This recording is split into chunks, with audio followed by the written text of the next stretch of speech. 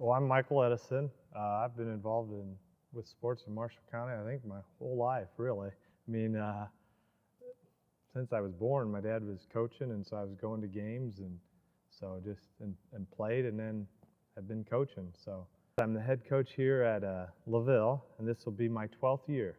So pretty much my whole life, which I'm 42, almost 43 years old. Well, I was born in Plymouth, Indiana, born just south of Plymouth. My parents still live in that same area today, and so grew up in a farm, so to speak. And even though my mom and dad weren't farmers, they had farmland and they rented it out. And dad was a coach and coached basketball. He actually coached a lot of different sports. And so I was just always at the gym. I mean, he was always playing with me growing up. I mean, had a basket in the barn, had one outside.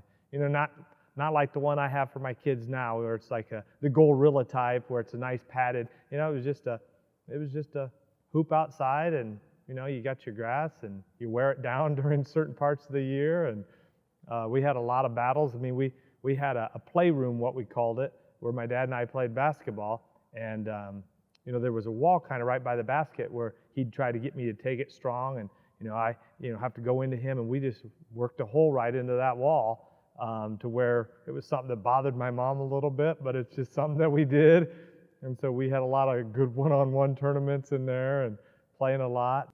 I was mentioning to you before we started about, you know, somebody like Pete Rockaway, because that was probably my youngest age when I'm 5 years old, and I kind of remember some of those guys. And I remember Pete working with me after practice, you know, on shooting a shot. I think I remember making my first shot under, you know, on a 10-foot rim with probably Pete afterwards at the side of the basket, or maybe before practice, you know, kind of a granny type style shot, and thinking that was a big deal. But I remember going to some different hotel rooms and thinking that was pretty cool, like that they had a pool inside the hotel. So I remember those types of things. I remember going to some games, but you know, I remember people talking about Skiles breaking records, and I'm like, records? What? You know, because growing up, records are what my mom played. You know, so it's like, you know, and you know, I can remember getting to ride the bus a couple times. I remember after they won the state championship, you know, and I remember Skiles and Sissel having this boom box on the bus, and that was something that my dad did not allow. You know, you just don't have music and playing it real loud. But they were playing it on that bus, coming back into town for the, you know, kind of the pep rally type thing, and you know, people lining the streets and everything. And I remember kind of going in with my dad, and the gym just being packed. And just people, but they were playing that music, and I was thinking, wow, this is pretty neat.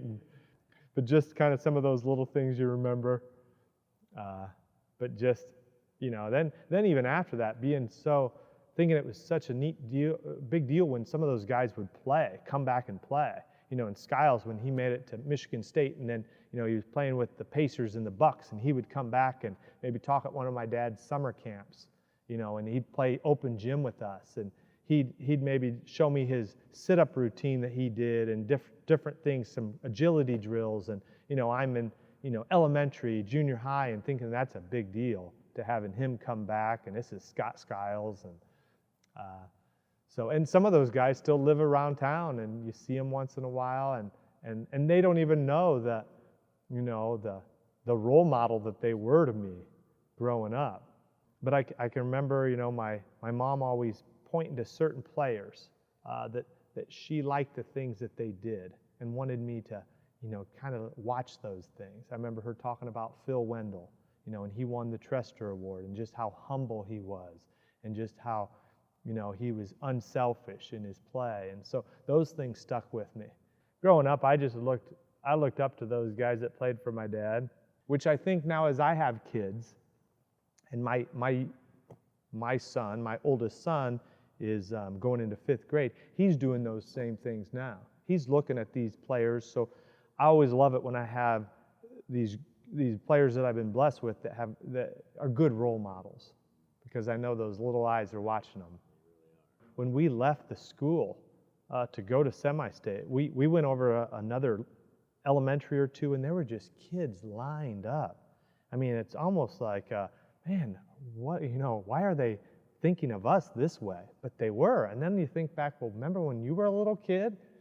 you thought that same way. Indiana just seemed like it was just a basketball crazed, state growing up. I mean, just thinking of watching, some of the IU games and, the Bobby Knight, Steve Alford, and, one of my favorite shirts growing up was a Steve Alford number 12 jersey that little shirt, not really even jersey that they have today. I just love that.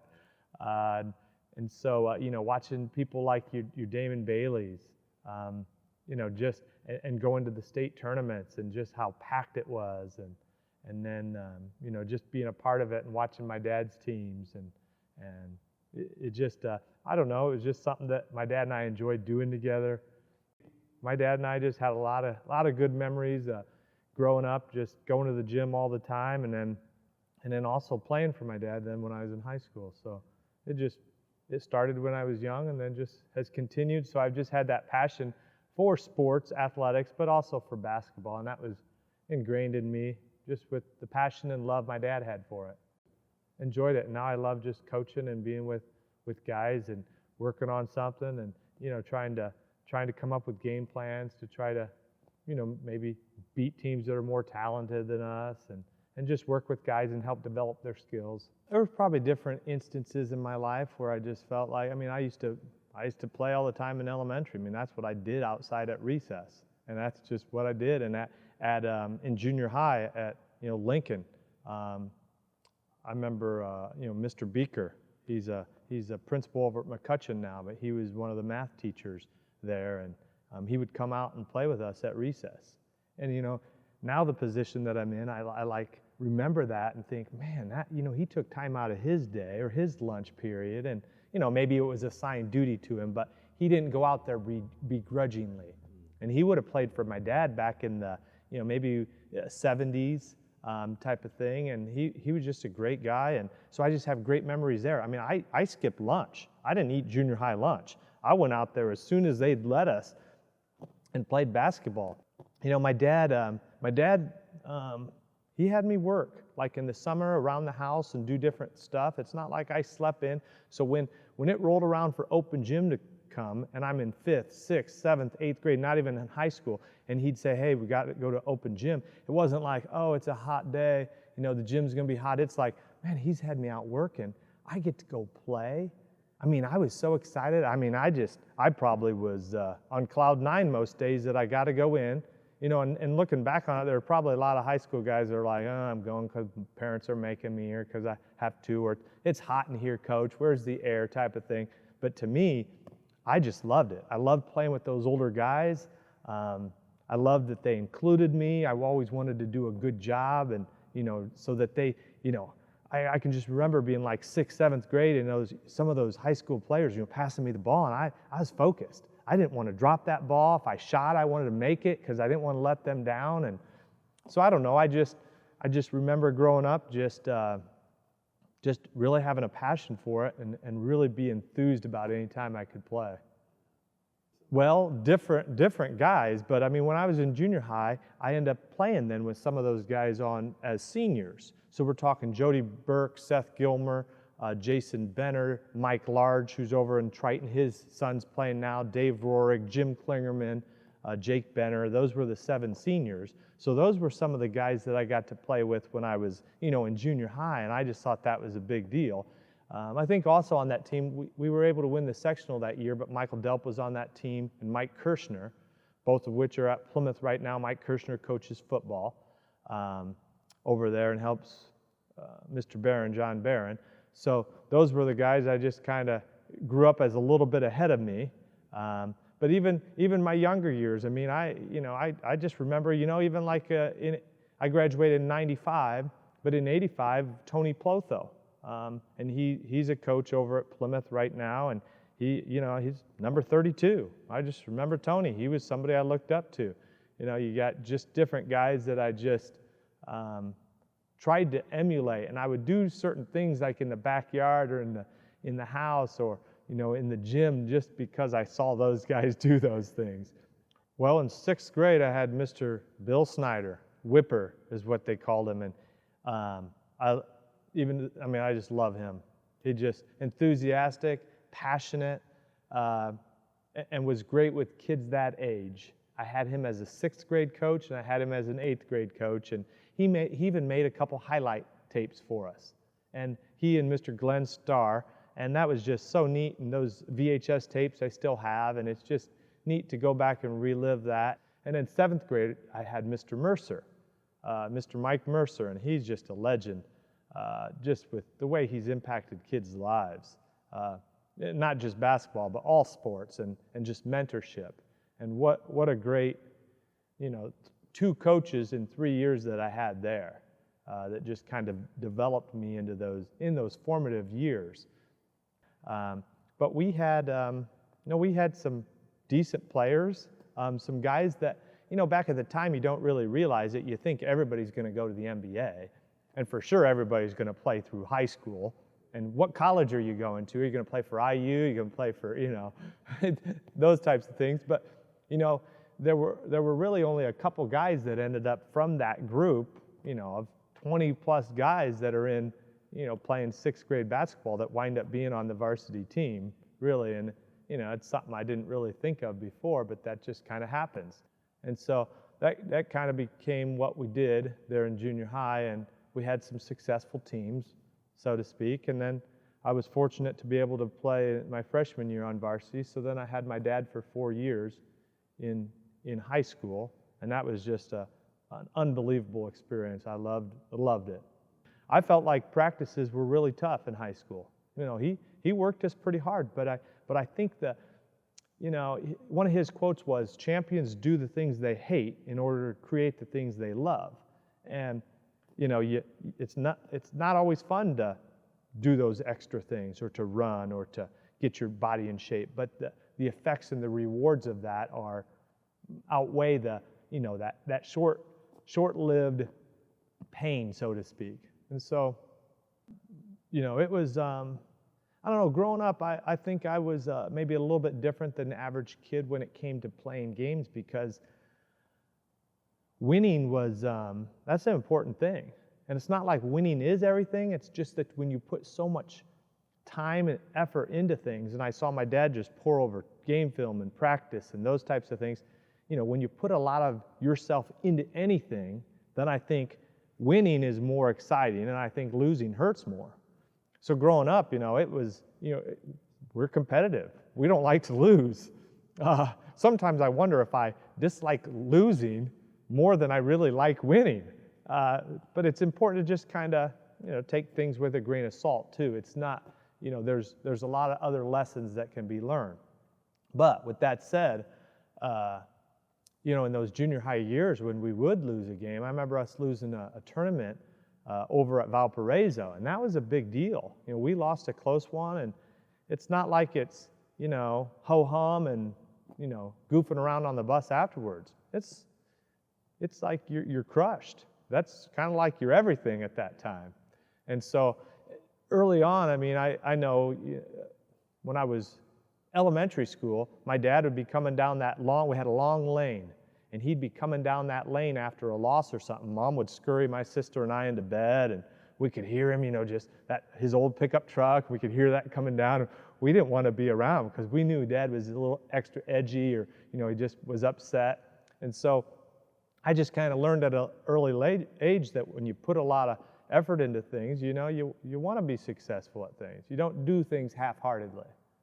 Yes, I think I've taken things from both my dad and Coach Lightfoot and tried to kind of put it into my thing. But, I think more of it has been geared towards, the way my dad's done things, just because, it's been a lot longer and a lot more of it. And he coaches with me too. And it's really neat even coaching together, even thinking a lot alike.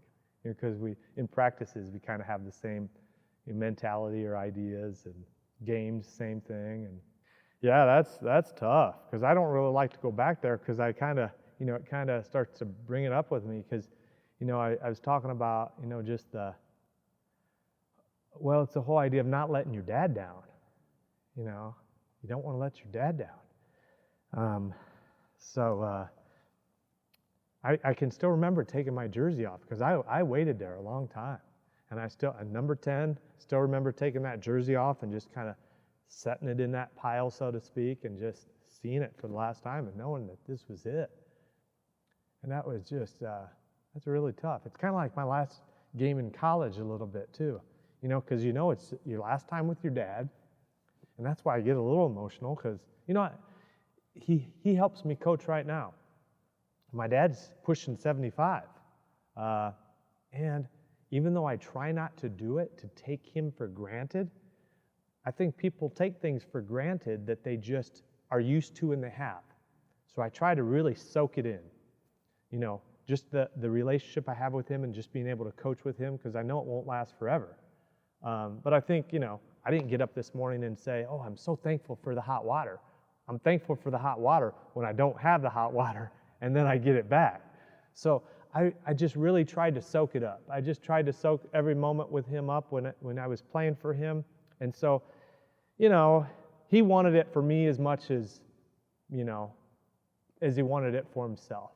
And I was probably the same way. I just wanted to win that for him. Don't want to let him down. So it was hard. Wasn't planning on being emotional here, but that's just kind of how I got, because I just didn't want to lose, didn't want to let him down. And I still remember, it was a neat experience playing in that ACC. A lot of Plymouth fans. It wasn't packed by any means, but it was full. And so that's just, it just stings. And I think it goes back to, just putting everything you got into something. And I loved practice. I loved practicing. I just always have, and I know a lot of kids don't, but I just love to compete. And so my dad always made things competitive in practice. It's not like you're just standing in a line waiting to kind of do this or that. There's a lot of, just competing, and where you're keeping score, but even if you're doing a drill, and so I love that type of thing. I love just competing against other people, and you lose some, you win some, but boy, you just come back at that person. And I know Michael Delp and I, we went at it a lot in junior high, well, back to when we were little kids, playing in both of our playrooms at each of our house, competing, and then in high school and going at it. My dad told me later, he said, sometimes I had to scale the drills back a little bit for you two guys, because you guys would go at each other so much, and it gets those other guys going that I didn't want anybody to get hurt. He said, you used to do those ball drills where you roll it and two guys dive for it. He says, I couldn't do that because you guys would just, get hurt or hurt somebody else. So just such great relationships, though, with coaches, with other coaches. Lee Zoomball was a coach for Phil Waybright back in the 70s, and then was my dad's longtime assistant. And just what a great story he is. And my dad always said it was like having another assistant or another head coach as his assistant. You have people like Tom Eisenbarger, John Scott, who just did some amazing things and were great resources for my dad and a great part of the team. And then I think of all the players I played with and just the memories I have with them and just the friendships I have. I would say I probably got to play about half the game. And we had 7 seniors. And a funny story, one of the starting point guard got hurt right before one of the games, and I said to my mom, hey, I'm the one who backs him up in practice. I'm the one who goes, I think I could start. And Mom said, no, there's no way your dad's going to have you start as a freshman. Sure enough, I didn't. But we had a strong senior group that year with a lot of good leaders. And we were able, I think we went something like 18-6. We were able to win sectional. We made it to I can't remember if it was the finals or just regular against Warsaw. And we lost to Warsaw over at Warsaw in the regional. And I remember having like a 1-and-1 kind of late in the game. And I made the first one. I missed the second one. And I was really just bothered by that. But we were able to win the sectional that year. We had just a great group of guys. It was fun. I played about half the game, and I was excited. I just thought that was awesome. I loved competing, getting better with those guys, and pushing them during practices. And then all those guys graduated. And then sophomore year, we had it was a lot tougher. We had other guys that had to step up and play, and so now I'm playing all the game, pretty much, and you got, it's just some guys that really didn't have a whole lot of experience that are playing. And so that was a tough year, but it was a fun year still. And I think we went maybe 13-10 that year. And there were some other really good teams in the area. I know, there would have been like Bo Hunt at Bremen, who, he's a three-sport athlete, and he's an amazing basketball player, and it's his third best sport. And you got Corey Reed and Casey Mann, some of those guys at Bremen. You got some good John Glenn teams in like the Toby Gardner, Jason Kincaid, Jason Groves at Triton. So I'm playing against those guys, and those guys all fed into that Plymouth sectional. So that was a tough one. We lost that sectional that year to Bremen. But then, you continued on and you got better, and there were some younger guys that came in and stepped up, and, playing with a Nick Wise, who played college ball, and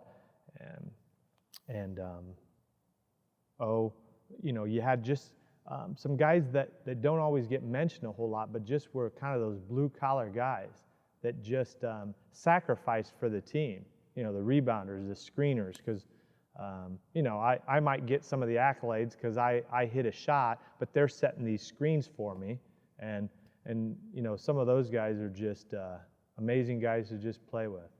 I don't really know. I just know that I always had the mentality that we can always win. It doesn't matter really who we play, and so I think I think a lot of guys just kind of had that quiet confidence that teams might be bigger, stronger, faster, jump. And there were some good NLC teams back in those days, but we just, and a lot of that's a credit to the guys taking on their different roles, and then my dad just kind of leading and just kind of getting people to buy in. I think that's so key. And my junior year, we were able to have a successful year. We lost in the regionals then to Manchester.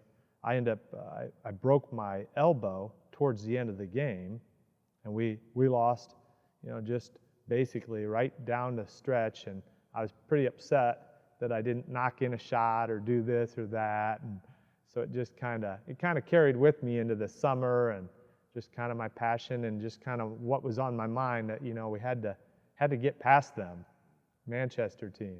And then we were after my junior year, we lost two key guys, and Michael Delp, who went on to play at Taylor, and then Mike Kirshner, who, when you have a 6'5" guy who's just wide and sets screens and rebounds and does all those little things for you, lose him, that was big.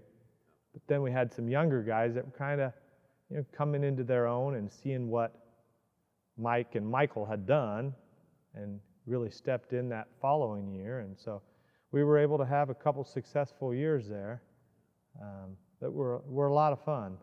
My senior year, I think we finished, I don't know, we only lost a few games.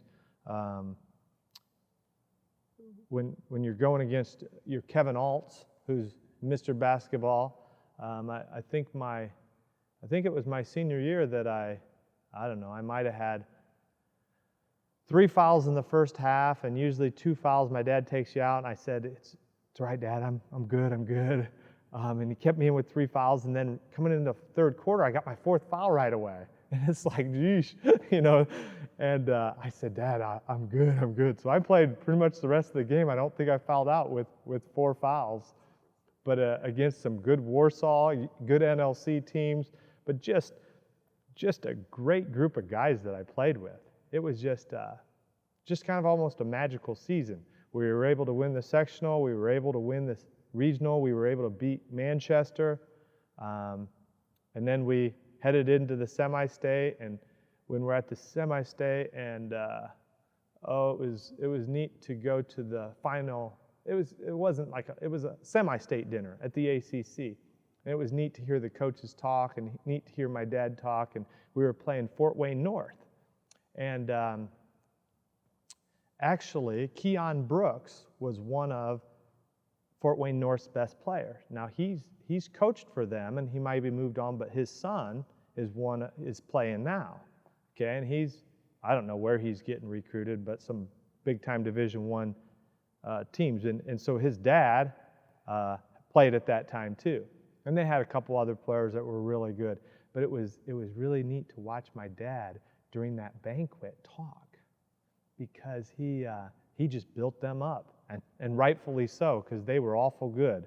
And we were, and he knew us well enough to know that even though we're listening to him talk, we knew deep down inside that we could give him a game, we could give him a chance, we could hang with him if we did what we needed to do, but we could also run out of the gym too. And in that first game, we were able to beat them, and I don't know, with a minute or two to go, we had it pretty much in hand, and that was just a pretty amazing win. So then you got to fast forward then to the evening. We played in that second game, and we're going against then Dean Foster, who had coached at Bremen for a long time and was now at Central. And Central had a really good team that year. And I don't know what it was. Sluggishness, just didn't have it that night. So we lost in the finals of that semi-state against a well-coached, good Central team, who then made it to the Final Four. And that was always one of my dreams, is to make it to that state championship. You grow up watching all those players and those people, and that's just what you want to do, is make it to that state championship. And fell a little short, but it was just I don't know, it was just such a neat experience for me. I just wouldn't trade it. I loved high school sports, loved high school basketball, but really I've loved every stage. Some people say, oh, I would never go back to junior high or elementary. I loved elementary, loved junior high, loved high school, loved college. It was adjustment, because the last 4 years I had played for my dad. And so now I'm playing for a different coach. And it wasn't a bad thing, it's just an adjustment, getting used to different things, different players, different offense, different schemes, different defense, and different role. Because when you play in high school, usually guys that play in college were one of the better players on their team. In college, you got all these guys who were one of their better players on their high school team, and now they come together and people need to figure out their role, and not everybody's going to be the leading scorer or take every shot or do this or that. And I was able to play with some amazing players, some guys who played overseas, some amazing athletes, and we were able to have some success. And big credit that's to Mike Lightfoot, who actually graduated from Laville. So he graduated from Laville back in the 70s, and so it's just kind of interesting how everything kind of intertwines. I got recruited from some different places to go play, and my sophomore year on to my senior year, almost every single game, either the head coach, Mike Lightfoot, or an assistant coach was from Bethel at every one of my games. And so, I don't know, to me that told me that they really wanted me. And there's something about being wanted, and so I kind of had to come to grips with, is bigger really always better? And I don't believe it is. But as a youngster, you want to play for Bobby Knight or go to IU, or you want to try to do this or that, or play Division I. And, when I would go and watch some of the Bethel games, I was like, man, these guys, they're good shooters. They might not be as athletic or as tall, but they can play ball. And I knew they really wanted me, and I wanted to go to a Christian school. I wanted to go somewhere close to home. I'm just real close with my family. And it just seemed like a really good fit. And don't regret that decision either. We were able to make it to 3 national championship games, NAIA Division II, and we won 2 of those 3. And so those were just really neat experiences. We just didn't lose a lot. It was kind of, my dad and Coach Lightfoot were just kind of that same way. It was just kind of not a cocky or braggadocious way, but just kind of a quiet confidence that when you lace them up to go out there and win. And it doesn't matter who you face or who you go against, that's just the mentality. And when you get enough people on board, enough people believe in that, you can overcome some difficult odds at times. And so the style of play was different at Bethel. We pushed it, the tempo. We pressed the whole game. You know, it's just ferocious pace. And so practices were tough. But I was used to tough practices at Plymouth. I remember guys at Bethel wanting to quit, you know, and just thinking that it was the toughest thing. And they were tough, but my dad, I thought, had really prepared me well. So I was used to that. I didn't think it was anything, you know, strangely out of the ordinary. But, you know, I was able to have some great coaches there. I mean, Todd Gongwer, I don't know if you know who Todd Gongwer is. He wrote this book, Lead for God's Sake. And it here about 10 years ago, and he's a speaker. He speaks for some Division I colleges or to them. You know, he's talked with the Virginia team and, you know, even Urban Meyer's teams, and just so he's pretty well known. And he was one of my assistant coaches. And you just talk about somebody who just gets you to figure out your purpose and gets you to play with passion, you know, even more so, and gets everybody. And so it was just an overall great team. And it's not like everything went perfect all the time. By no means did it, but we just all had each other's back. We all cared about each other deeply, and it just, I was able to carry what I had in high school on with a group of guys on into college with a new group of guys, and really enjoy my experience there as well. You know, I guess the biggest transition that was kind of tough for me is when I was done playing, you know, and I was transitioning into coaching. And it's just like I wanted to just be out there. I wanted to just play. But I've kind of come to grips with that, and I enjoy this role now too. But those were some really good years and some good times with some great guys and just great team bonding and just, you know, the coaches that coached me and things I'll never forget. I've been blessed here with a lot of amazing parents, because your parents are key to your team as well as just the players, but then the players as well. And I'm not talking like because they're overly skilled or anything. I'm just talking about their humility, their just hardworking attitude, their just willing to put in the time and the effort. And so I just had some great groups of kids. So last couple years have been kind of especially, I don't know, special for us. I mean, last year we were able to have an undefeated regular season, and then this year we did fairly well. I mean, you know, you always want to win that last game. You always have some different goals that you want to win. You know, you want to win around here. Bi-county is a big deal. Didn't realize that as soon as I got here, but to the people in this community, Bi-county is probably a bigger deal than winning the sectional. You know, so you want to win the sectional. You want to just continue on as far as you can. And so when you don't, you feel like, oh, it's kind of disappointing, or you hurt for those guys that have put in so much time. But, you know, I'm losing 4 seniors from this year's team.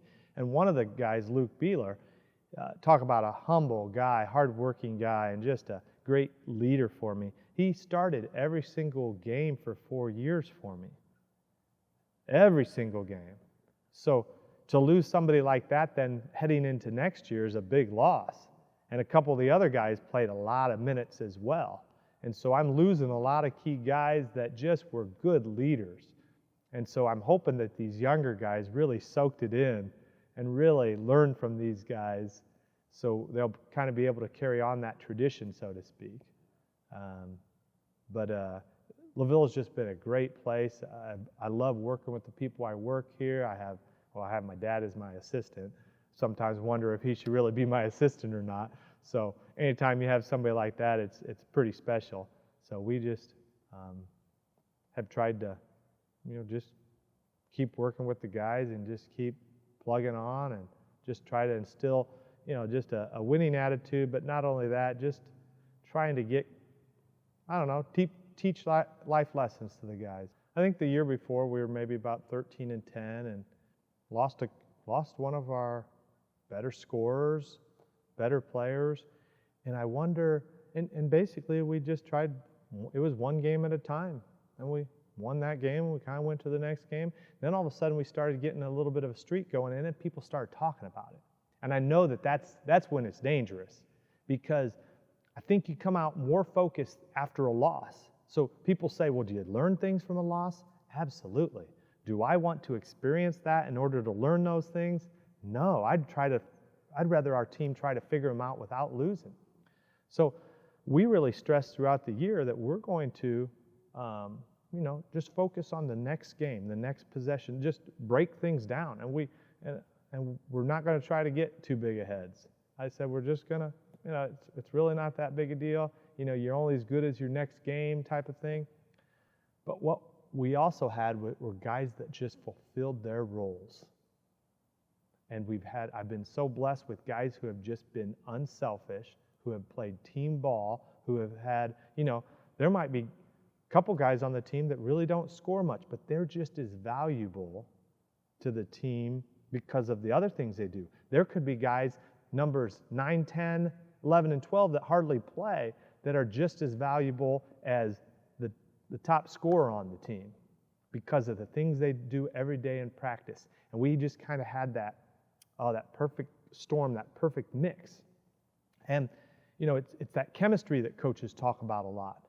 You don't know from year to year how it's really going to go or how it's going to be. You don't know until you start playing and practicing and going along how guys are going to come together. And this team just came together extremely well, and they each fulfilled their role extremely well. And, it was the whole idea of no one caring who got the credit.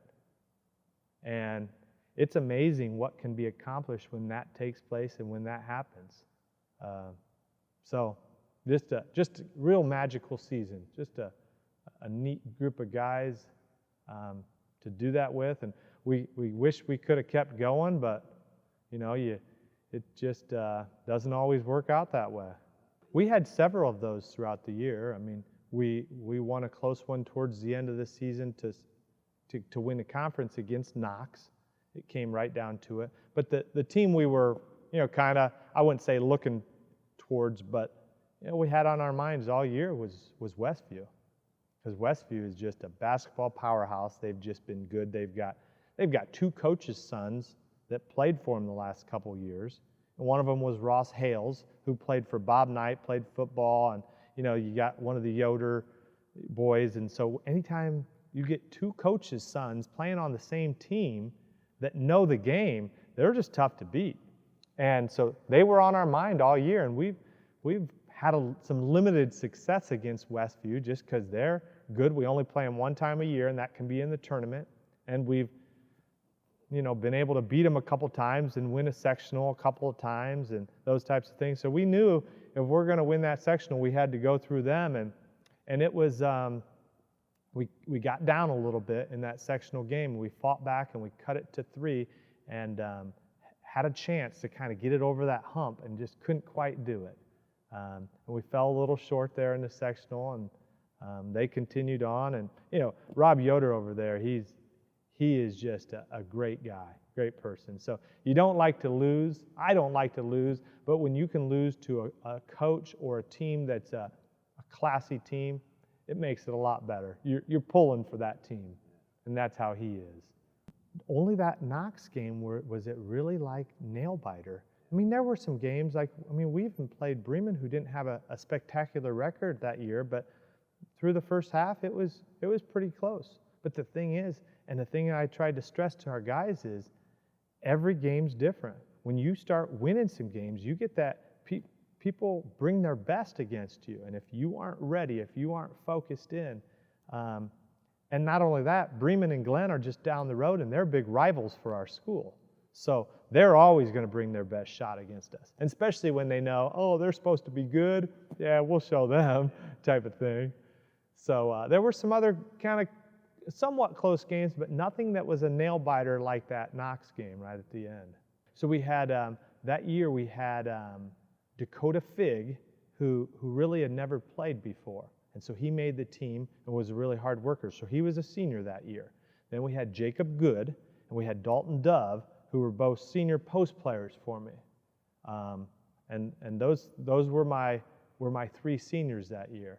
Then, and Dalton and Jacob were starters. But then other starters included Luke Beeler, who was the guy who I told you who started every single game.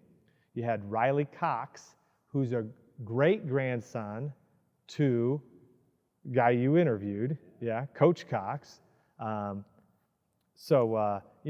have basketball and sports in his blood. You had Connor Wazorek, he'll be back as a senior for me, just a feisty little point guard. You had Jared Beeler, excellent shooter, probably one of the best shooters I've ever coached. You had Riley Wagner. Riley, he graduated for me this year. Might have been all-state football. 5'7", 5'8", played post for me, okay? Just a gritty player, and just gets after it. You had Jimmy Fisher, who he'll be a junior for me then this year. Trying to think. We had a couple younger guys that kind of stepped up and played some up a little bit, like Leighton Zarnecki, Aiden Doyle, Andrew Dill, Bobby Good. Those were some guys that are going to then have to step up then this year that practiced some JV and varsity, played kind of both. And I don't really believe that I'm missing anybody. Just a really special group of guys. And it's always neat when some of your best players are your hardest workers. The other guys just kind of fall in line and they see that, oh yeah, that's just kind of what you do and what's expected, and they follow. Now if you get your best scorer, your best player who's just kind of lazy, then that can be a difficult situation. But these guys have just been hard workers for me. The only year that he almost did was in '82 when they lost the last year to LaSalle. So did you rub it in at all? No, not at all. And I don't know, it got to where towards the end of the season everybody's talking about it, and it really wasn't a big deal to us. It might have been to the guys, but it really wasn't a big deal to me. I mean, it's just, to me, we just want to win the next game. We want to compete. We want to do our best that next game, and whatever happens, happens. I mean, there's no reason getting too bent out of shape about it. I mean, it's neat, but it's probably neater looking back on it than it was at the time, because you get in your routine and you're constantly trying to focus and prepare for the next team you play and not look past anybody. And because, as I firmly believe, football's a little different. Okay, I think football's a little different. You got a bigger line, you got bigger players, bigger, faster, stronger. Over the course of the game, 9 times out of 10, that's going to win out. Maybe not 9 times, but a good majority of the time. I firmly believe that in basketball, boy, upsets happen all the time. So if you aren't ready, if you aren't prepared, which on the flip side, you can beat teams that are better. You don't have to be the best team. You just have to be the best team on that night. And it happens all the time. So I'm always amazed at how people are always shocked. This team beat this team, and it happens all the time. So we really try to, nail that into the guys' heads that, we beat teams all the time that are better than us. What makes you think that this team right here that you guys are kind of looking past because you're thinking of this team that we play on Friday night, what about this team we play on Tuesday night? Those are the teams that you got to be extra ready for. We're right onto the sectional. Okay. We just, trying to get focused for that next game. Nope, but probably the most I talked about it or kind of congratulated the guys was when we had our award ceremony. But other than that, I don't know, just try to not make it seem like it's a bigger deal than it really is. Yeah. Well, and then I was an assistant for my dad. Now this is class basketball, but in 2005, where that was devastating to have a really pretty decent team that kind of came together, and you had Kyle Benj, who was an unbelievable scorer, and then we lost in the state finals to Luke Zeller, who hit a half-court shot, and then 2 years later, kind of coming back and winning it, and being able to be an assistant under my dad and coach some of those guys. And so just a state championship, and then just kind of thinking of, years pass and groups pass, and well, I wouldn't be where I am today without it. It's, I